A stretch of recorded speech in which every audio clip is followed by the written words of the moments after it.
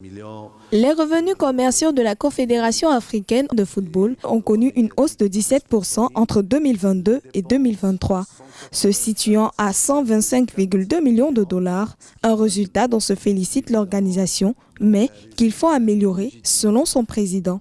Notre objectif clé est de veiller à ce que la qualité du football africain et l'attractivité mettent en exergue la viabilité commerciale, et cette capacité financière qui nous permettra de nous maintenir à flot doit être notre objectif.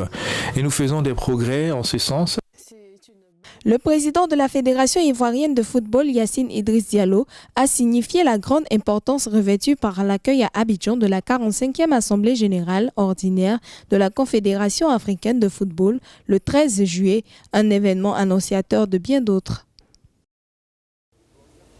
La réunion de ce jour s'inscrit dans la tradition des assemblées générales de la CAF, mais elle revêt à nos yeux une importance toute particulière. Au plan symbolique, il s'agit de la toute première assemblée générale ordinaire organisée par la Confédération africaine de football dans notre pays. Mais plus encore, cette assemblée générale marque le tournant qui fera de la Côte d'Ivoire, notre pays, le centre névralgique du football africain au cours des prochains mois. J'en veux pour preuve. Tirage au sort de la phase éliminatoire de la Coupe du Monde FIFA 2026 Zone Afrique.